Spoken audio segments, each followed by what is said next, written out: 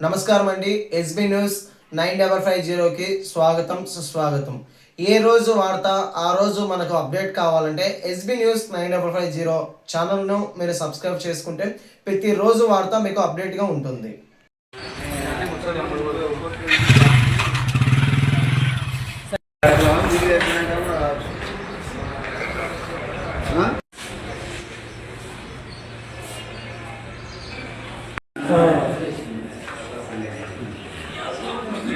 సరే ఒక్క నిమిషం కొంచెం విజువల్ తీసుకునేంత వరకు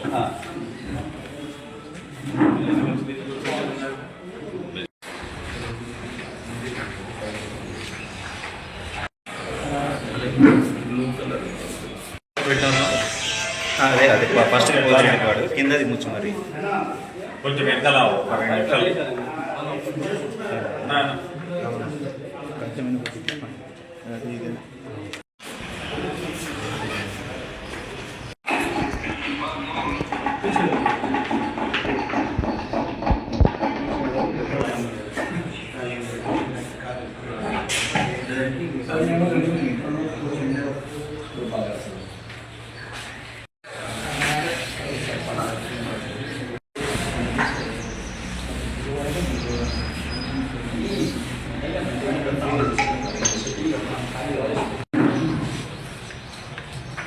నమస్కారం. రాయలసీమ రతనాల సీమ, ఇది అందరం బుక్లో చదివి ఉంటాం, పెద్దలు చెప్పగా విని ఉంటాం, పురాణాల్లో కూడా పెద్దలు చెప్పగా వినే ఉంటాం. కాకపోతే మా తరం వాళ్ళు మీ తరం వాళ్ళు ఎవరు అయితే రత్నాలు అయితే రాయలసీమలో ఎవరు చూసిండే దాఖలాలు అయితే లేవు. వాడు మనం చూస్తుండేది ఏంటి, ఎండిపోయిన చేలు, రాళ్ళు, అంటే రాయలసీమ రాళ్ళ సీమలాగా కనిపిస్తూ ఉంది. దీనికి ఇప్పుడు స్టేట్ ఆంధ్ర రాష్ట్రం అనేటువంటి సంయుక్త రాష్ట్రం ఉన్నప్పటి నుంచి బైఫర్కేషన్ వరకు తీసుకుంటే ఎప్పటికీ రాయలసీమ అనేటువంటిది మిగతా ప్రాంతాలతో పోలిస్తే వెనకబడిన ప్రాంతం. ఎందుకు వెనకబడిన ప్రాంతం అంటే మన రాయలసీమకి వర్షాభావ ప్రాంతం ఉంది, వర్షాలు తక్కువ ఉన్నటువంటి ప్రదేశం, అదేవిధంగా ఎలాంటి జీవనదులు లేనటువంటి మన రాయలసీమ. సో దానివల్ల ఏమవుతుందంటే భూగర్భ జలాలు అనేటువంటివి మనకు తగినంతగా అందుబాటులో లేవు. భూగర్భ జలాలు అందుబాటులో ఉంటేనే మనకు పంటలు బాగా పండుతాయి, ఆ ప్రాంతము బాగా అభివృద్ధి చెందేదానికి కూడా ఆస్కారం ఉంటుంది.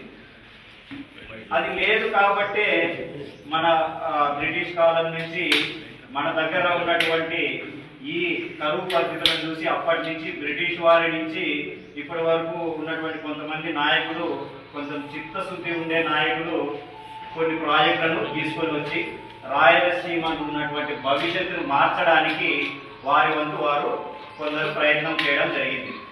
అందులో కూడా చూసుకుంటే అక్కడ ఒక చార్ట్ ప్రిపేర్ చేయడం జరిగింది. ఆ చార్ట్లో ఎవరెవరు రాయలసీమకు ఎంతవరకు మేలు వచ్చే విధంగా ప్రాజెక్ట్ అనేటువంటి తీసుకొచ్చినారు అని చెప్పి క్లియర్ కట్ గా చూపించడం జరిగింది. ఇది వచ్చేసి నేనేదో నా చేతికి వచ్చినట్టు రాసినది కాదు, మొత్తం ఆన్లైన్ లో సెర్చ్ చేసి ఎవరెవరు ఏ ప్రాజెక్టు మొదలు పెట్టారు, ఏ పూర్తి చేశారు, ఏ సంవత్సరంలో మొదలైంది, ఏ పరివాహ ప్రాంతంలో అది దాని లాభాలు అనేటువంటి ఉన్నాయనేటువంటి మొత్తం క్రోడీకరించి ఒక మ్యాప్ ని తయారు చేయడం జరిగింది. అక్కడ తీసుకున్నట్టయితే తెలుగు గంగా, మొట్టమొదట తెలుగు గంగా ప్రాజెక్ట్. ఈ తెలుగు గంగా ప్రాజెక్ట్ ని అప్పట్లో ఎన్టీ రామారావు గారు మొదలుపెట్టి త్రాగునీటి కోసం, అంటే ఇంటర్ స్టేట్ కర్ణాటక, ఆంధ్ర, తమిళనాడుకు సంబంధించి త్రాగునీటి కోసము అప్పట్లో ఎన్టీ రామారావు గారు మొదలుపెట్టి దాన్ని పూర్తి చేయడం జరిగింది. దాని తర్వాత హంద్రీనివాస్ సుజల స్రవంతి. ఈ హంద్రీనివాస్ సుజల స్రవంతికి మొత్తం కాన్సెప్ట్ అంతా రూపొందించినది సర్ ఆర్థర్ కాటన్. ఈయన రూపొందించిన తర్వాత మన ఎన్టీఆర్ రామారావు గారు దానికి సంబంధించినటువంటి అనుమతులు, ప్రణాళిక అంతా సిద్ధం చేయడం జరిగింది. దాని తర్వాత వచ్చేసి డాక్టర్ వైఎస్ రాజశేఖర రెడ్డి గారు దానికి సంబంధించిన మేజర్ వర్క్ అంతా పూర్తి చేసి జాతికి అంకితం చేయడం జరిగింది. నెక్స్ట్ గా తీసుకుంటే గాలేరు నగరి జిఎన్ఎస్ఎస్. ఆ జిఎన్ఎస్ఎస్ కూడా అప్పుడు జలయజ్ఞంలో భాగంగా డాక్టర్ వైఎస్ రాజశేఖర రెడ్డి గారు 2005వ సంవత్సరం నుంచి మొదలుపెట్టి ఇప్పటికి వరకుగా కంటిన్యూగా జరుగుతూ ఉంది దానికి సంబంధించి.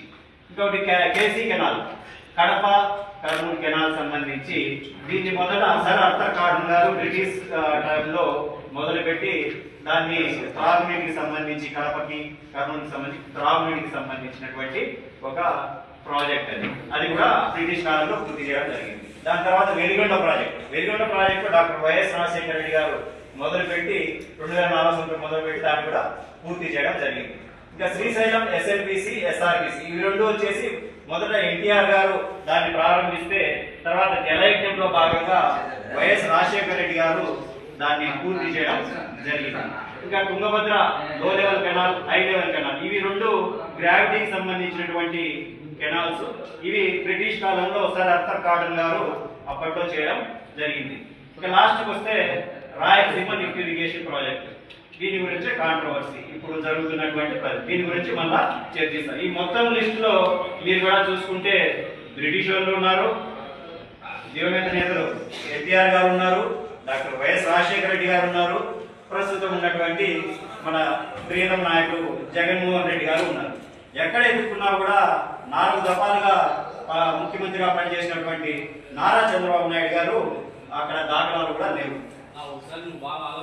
శ్రీనివాస స్రవంతి దగ్గర అప్పుడు ఎన్టీఆర్ గారు మొత్తం దానికి ప్రణాళిక దానికి సంబంధించినటువంటి అనుమతులన్నీ తీసుకొచ్చిన తర్వాత అప్పుడు జరిగిన రాజకీయ పరిణామాల్లో చంద్రబాబు నాయుడు గారు వెన్నుపోటు పొడిచి అదే గడపలు తీసుకొచ్చి ఇక్కడ అందరికీ వారికి ఉన్న ఫౌండేషన్ వేయడం జరిగింది. ఫౌండేషన్ మాత్రమే వేసినాడు, దాని తర్వాత అంతా రాజశేఖర రెడ్డి గారు పూర్తి చేయడం జరిగింది. సో ఇక్కడ మీరు చూసుకుంటూ ఉంటారు, ఆ పేరు కనపడాలని వ్యక్తి కోసం మనం వెతకాల్సిన అవసరం లేదు. మనకి అందరికి చూస్తే తెలుస్తుంది, బ్రిటిష్ వాళ్ళే చాలా బాగా చేసినారు మన కోసం. వాళ్ళు ఏదో మన పట్టాలని వాళ్ళు ఎత్తుపోయినా కూడా మన బాధ చూసి కొంచెం నీళ్ళన్న అవసరం వీళ్ళకి రాయలసీమలో, కానీ వాళ్ళకు ఉన్నటువంటి చిత్తశుద్ధి కూడా మన విజనరీకి లేకుండా పోయింది. అది దానికి సంబంధించిన వివిధ ప్రాజెక్టులు రాయలసీమకి ఎవరు ఏం చేశారు అనే దానికి సంబంధించి. ఇంకా నెక్స్ట్ కూడా తీసుకుంటే ఇప్పుడు జరిగే major issue Rayalaseema lift irrigation. ఈ రాయలసీమ లిఫ్ట్ ఇరిగేషన్ జగన్మోహన్ రెడ్డి గారు 2019లో మొదలుపెట్టి, ఎందుకు రాయలసీమకు పడుతున్నటువంటి బాధలు కరువు ప్రాంతం కాబట్టి రాయలసీమ అన్ని ప్రాంతాలకు నీటి అనేటువంటి సమృద్ధిగా ఉంటేనే అన్ని ప్రాంతాలు ఈక్వల్ గా డెవలప్ అవుతాయనే ఉద్దేశంతో జగన్మోహన్ రెడ్డి గారు ఆ రోజు 3,500 కోట్ల ప్రణాళికతో ప్రారంభించడం జరిగింది.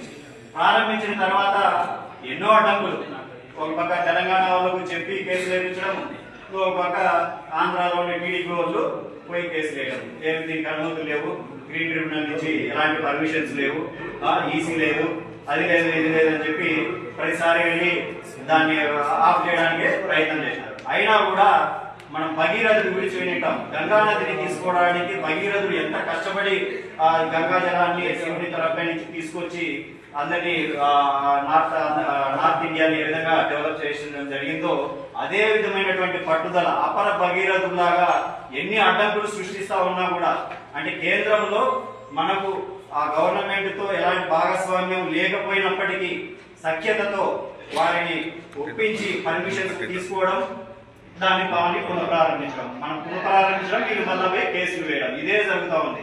సో ఆ విధంగా ఒక అపర భగీరథులాగా జగన్మోహన్ రెడ్డి గారు ప్రయత్నం చేస్తా ఉంటే, యజ్ఞాన్ని విఫలం చేయడానికి సంబంధించి రాక్షసులు ఏ విధంగా అయితే ఆపుతారో ఆ విధంగా మన చంద్రబాబు నాయుడు గారు దానికి వాళ్ళకి సంబంధించిన కూటమి ఆ విధంగా చేస్తా ఉన్నారు. ఇప్పుడు ఇంత చేస్తా ఉంటే పోయి ఆయన రేవంత్ రెడ్డి గారు ఉన్నారు కదా, అప్పుడు క్లోజ్డ్ రూమ్ లో లాక్ వేసుకొని ఇద్దరు ఏదో డిస్కస్ చేసుకుని, ఏం డిస్కస్ చేసుకున్నారో ఏమో మరి. ఆయన ఏమన్నాడు అసెంబ్లీలో, ఆయనతో జరిగిన డిస్కషన్ లో నేను ఆపుకున్నాను, ఆయన ఆపినాడు అని చెప్పినాడు.